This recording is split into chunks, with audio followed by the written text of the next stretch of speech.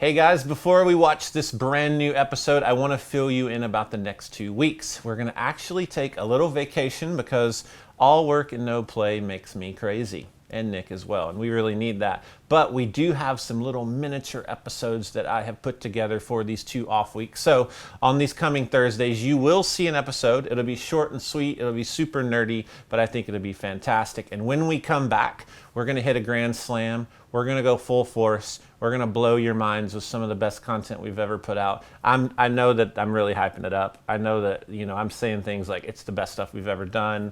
I know what I'm setting myself up for, but that's okay because I believe in myself and I think that you believe in me and yourself. So let's just watch this episode. Let's do that. Here it comes. On today's episode, Nick and I are going to answer questions from previous episodes that you've posted into the comments, and we're going to play some new gear that's coming to the shop. Let's not waste any more time. Roll the intro.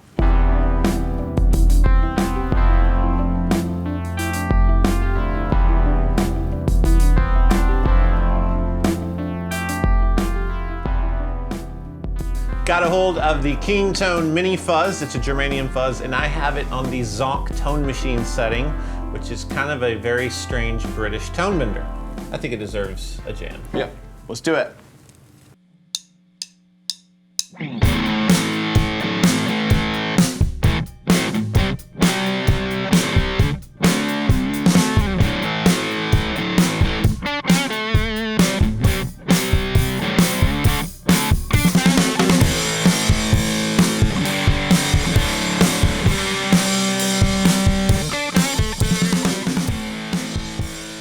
Rob Stefarian, great name Rob, says, for as much as I enjoy this, many adverbs were harmed during the production of this video.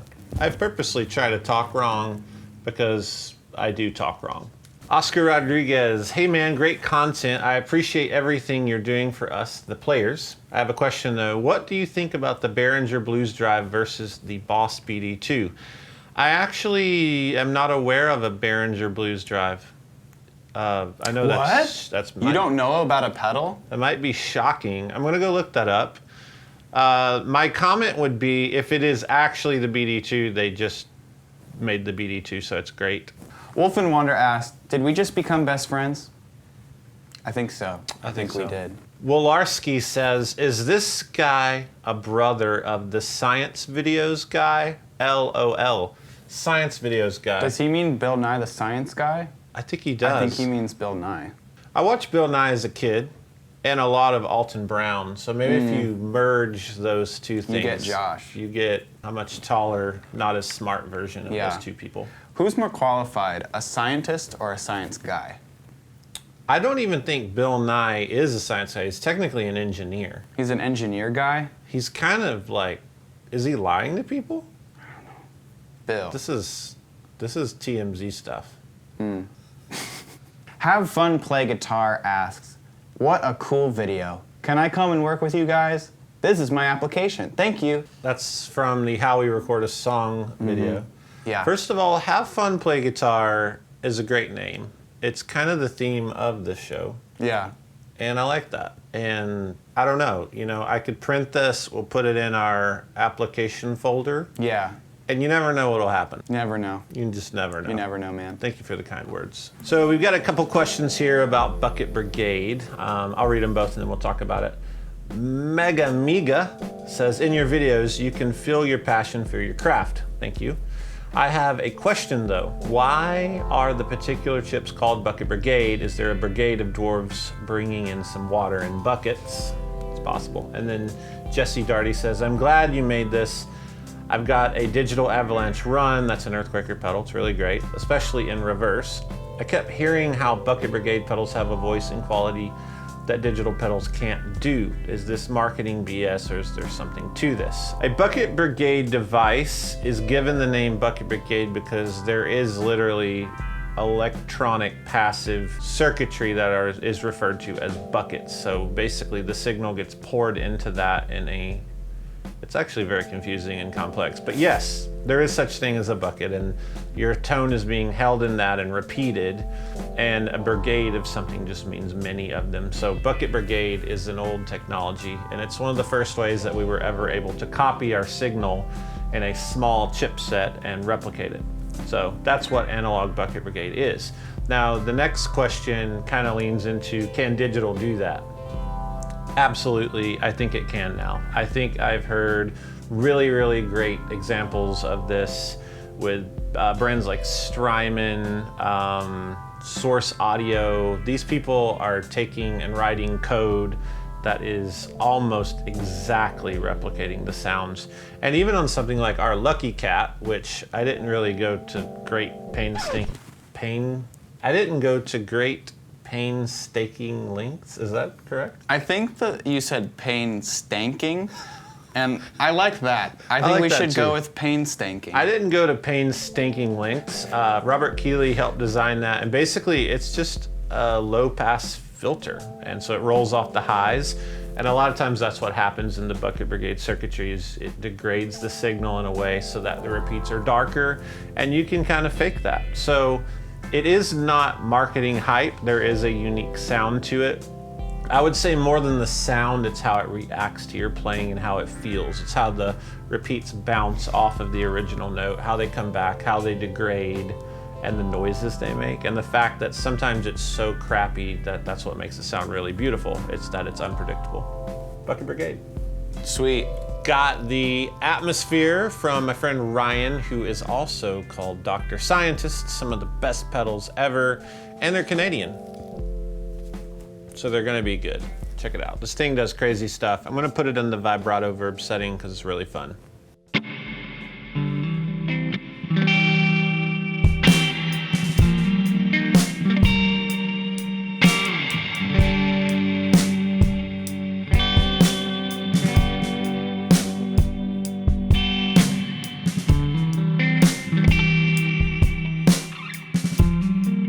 This question is from the Extraordinary Reverbs episode, and it is this. Walrus of the Year asks, is he drunk? Is he drunk? Is he drunk? I don't know. Is this walrus pedals? Walrus. Colt. No, I'm not drunk. I just love reverb. Andrew Bachelder. I know you said to place the compressor before the overdrive pedal, but I know there is a Sonny Landreth video where he's running a compressor pedal later in his chain. Could you explore that option and how it affects your tone? Yeah, absolutely. So if you have a compressor, just try it both ways. So just try stuff. That's a theme that I commonly say. Take your compressor, put it before, play, put it after your drives and play. Whatever you like is what you should do. If you put your compressor before, it's going to even out the dynamic into the overdrive pedal, and it'll be a much smoother, kind of predictable sound. Some people don't like that though. I like before drive, but some people don't, and so they would put their compressor after the drive. Now what this does is it allows the picking dynamic of lighter or soft to still react with the drive, and then the compressor can smush down the outcome of that. So one way of saying this really simply is a compressor before your drive will mess with the picking dynamics. If you're a person that plays lightly and you want it to clean up, and then you play harder and want it to be harder, the compressor is going to alter that and keep everything kind of at one line.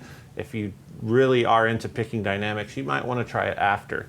I don't care about picking dynamics because I just beat the crap out of the guitar, so I like it first. All right, this next question is from John Deneck. He asks, confused as to what it means for a distortion pedal to have more headroom. Does that mean it has less distortion/gain than the previous version?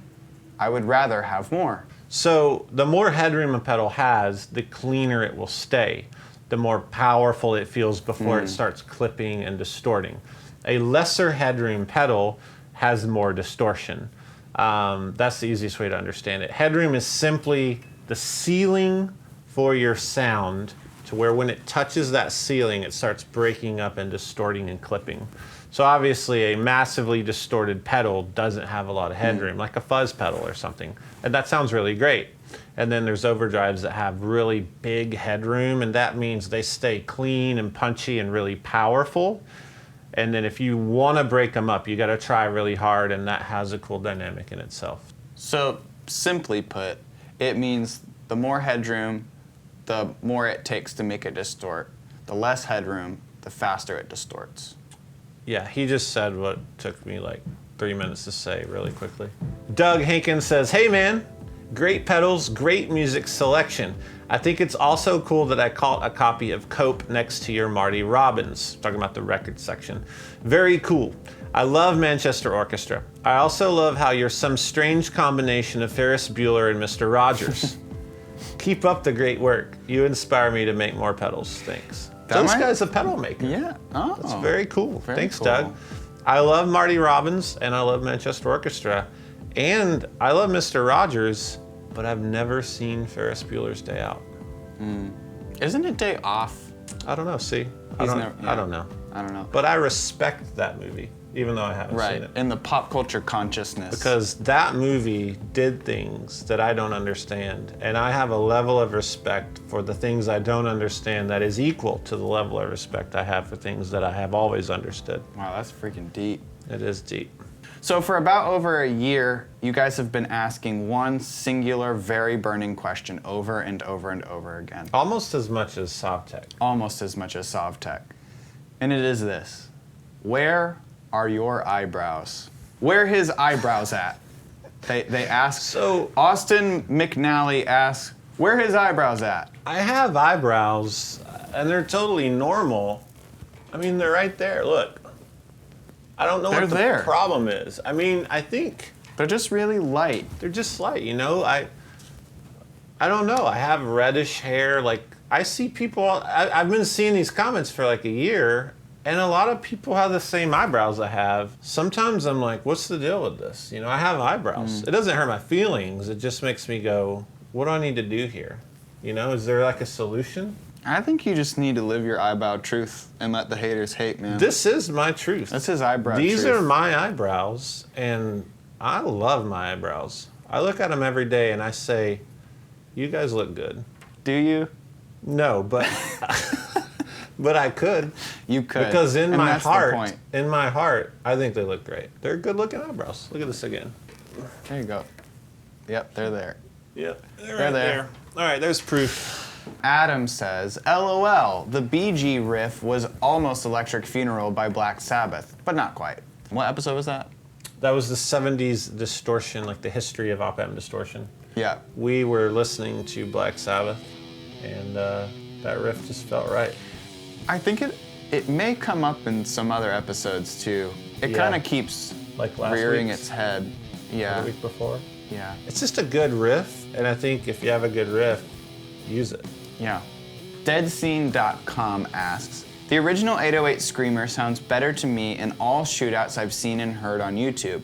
If it's not the op-amp, why does the original Screamer sound better? Okay, before we answer this, I want to give a disclaimer. And the disclaimer is I have the deepest compassion for this problem. I really, really feel the pain when people compare vintage to modern reissues.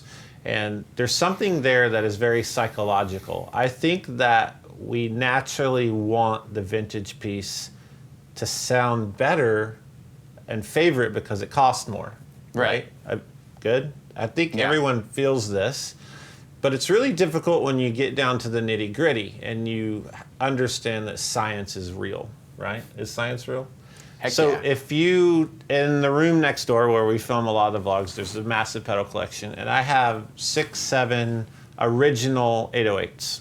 I have original TS9s and a lot of original pedals. So I have actually compared those with the reissues on massively expensive audio equipment.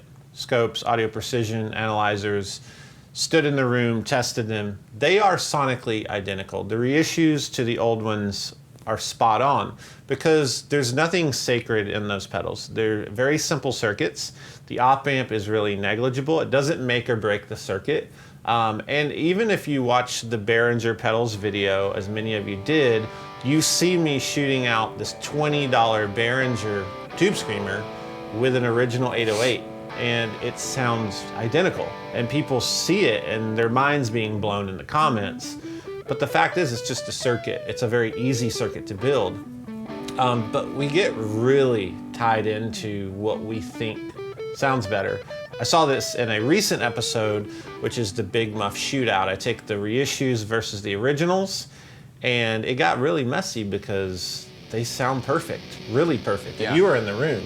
Yeah, it's splitting hairs. It's splitting hairs, and yet in the comments, someone will be like, I like this one better, but they're physically identical in the room, and it sounds perfect. So it's tricky. I think we remember the glory days, you know? Yeah. I think we remember the gig where we had the 808, and our band was a lot better, and we were playing Tom Petty songs all night and drinking Heck yeah. PBR. And then later on, you get a few kids, you start wearing New Balance, and your life changes, and you buy a TS9 or a reissue 808, and you're like, this doesn't sound as good. It's not that it doesn't sound as good, it's just that you're not playing Tom Petty all night and your band's not as good, Yeah. I think. So for this next bit, we need to sort of address two opposing views in the comment section. And to do that, we need to read two comments. And the first one is by I'm Sucking Wind. Great name. And the question is, do you a hairpiece? Your hair doesn't look natural. All right, so first it's eyebrows. So first is eyebrows. Now you have a hairpiece. And Jonathan Perkle says, weird amps. What about weird wigs? What did I just watch? Dude, go bald. It's okay. Everyone already knows. I mean, they keep going. They go on and on. I don't understand the fascination. Highway 61 adjacent says, this is a terrible wig. Then he says a naughty word. He says, holy S. He did a bad. Yeah. And then he said, even the sideburns are a wig. Why? That means you're not honest. Why even trust? Yeah. Now let's go to the next question, which is less of a question and more of a statement It's a statement. by Carlos Macedo. And they say, your hair beautiful. Either Josh is wearing a hairpiece and Okay. it's beautiful. I don't know how to demonstrate, like, my family, no one's ever been bald, like from the creation of everything. We've actually studied certain scenes and is it like the lighting? I've Is looked it, closely, you guys. I don't see what you're look at this. Look at this. This is, I mean, you have some dense hair. it's dense. It's very dense. Not on my eyebrows, apparently. First of all, Carlos, thank you. Yeah, that was nice. Thank you. That was nice of you. And I'm not wearing He's a wig. not wearing a hairpiece. That's silly. But I might now. Should we play something new that I think someone we sent should. you? I think we should. I have the new Robert Keeley pedal. It's simply called the Synth-1. Yeah, and that's all you need to know. Yeah, it's dope. Let's make up a little riff here.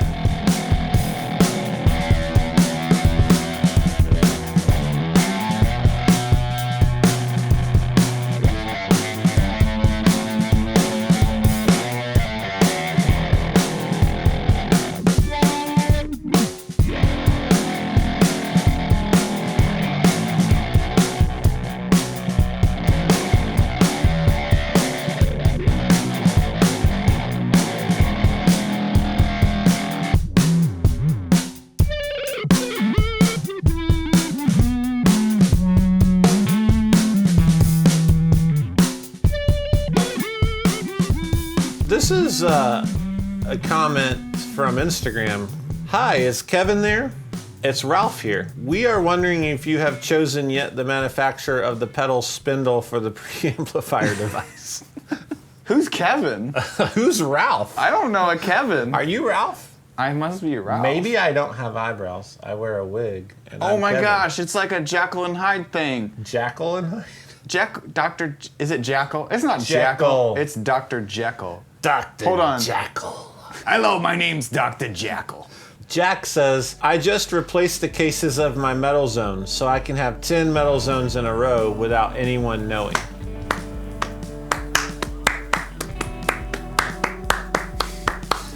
Congratulations. This one is from Josh Freeman, and Josh Freeman says, you beautiful human. Thanks for the vids. Why do I have 2 color boxes now? I have no idea how to use either. I need a job. Hire me, you soft-spoken milk dud. I've never been called a milk dud.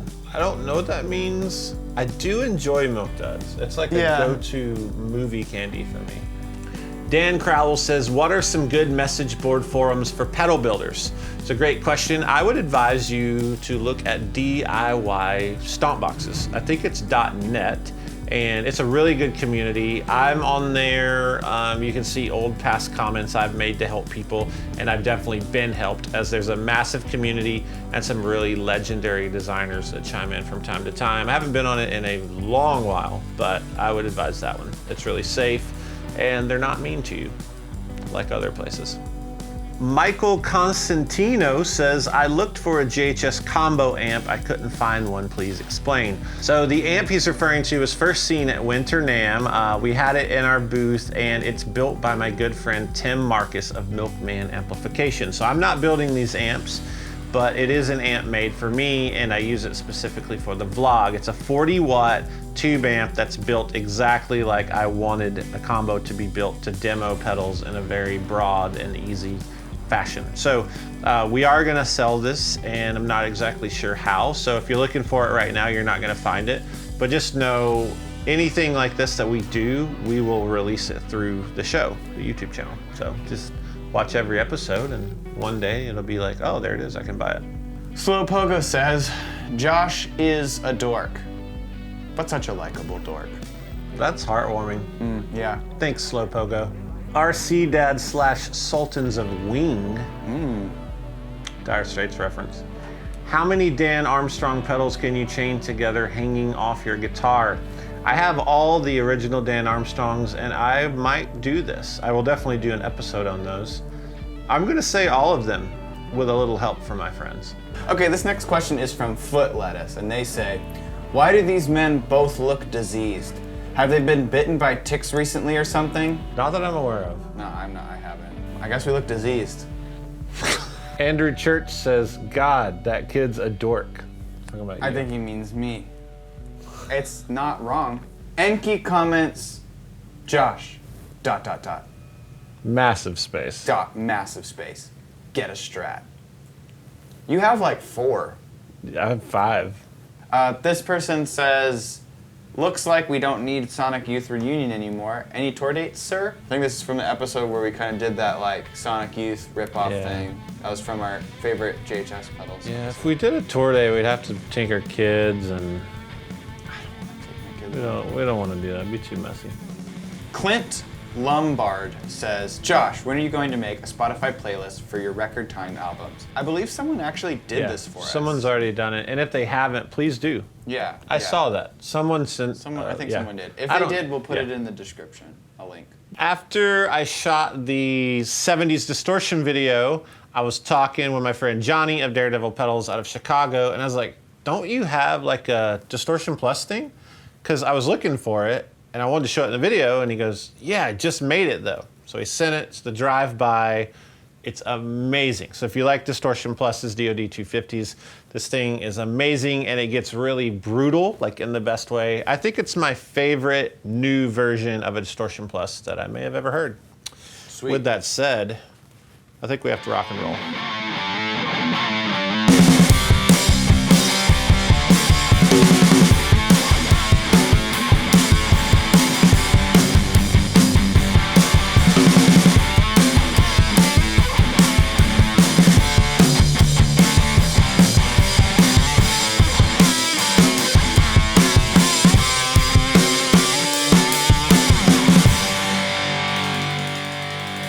Today's record time is brought to you by you. A lot of you guys have been sending in tons of records, really cool stuff. CDs, they still exist, and we've had a chance to listen to some of them. So, take it away. And particularly these two. These are two we've actually gotten a chance to listen to. This one is called, I don't know if the band is Kauan or Kaiho, and I'm probably butchering the pronunciation. But it's awesome. But it's amazing. It is like this crazy, like, very cinematic, almost only, well, no, they're singing on this. Yeah, Yeah, they there's are. cool singing. And I on it. looked It's up really dope. past albums, put them into my Apple Music, and they're really cool as well, but this one is my favorite. Yeah, it's amazing. It's super, super good. We've played this a bunch of times in the shop, so you should go check this out. It's great, like, chill thinking music where everything feels more important than it is. Yeah, and then you have these like there's like these moments of like intensity where you feel like you want to like charge a grassy knoll. Yeah, like you're doing emails, that's Yeah. on, and you're like, I'm doing this with the most purpose I've ever done it before. Yeah. And the other album is Ozwald's Sweet Delirium. This is really great. I really actually good. just listened to some of this today. It's got like really cool, just like nice, chill pop vibes. It's just really cool. yeah, it felt unique. I thought the arrangements were, it like reminds me of certain bands, but it Yeah. feels really unique. Yeah, so check out those bands, and why don't you in the comments leave what your favorite band is recently. We just like to hear about it. We're always into new music. Thanks so much for watching this episode. It's always a blast to do these question and answer type episodes, just to get a feel for what you guys want to know and what you're enjoying. So thank you very much for all the thousands of comments that you have posted. We look at them and we really do care. If you like this episode, hit like, subscribe to the channel. And hit the bell icon for notifications of future episodes. And until next time, have a wonderful day. See ya. Bye-bye.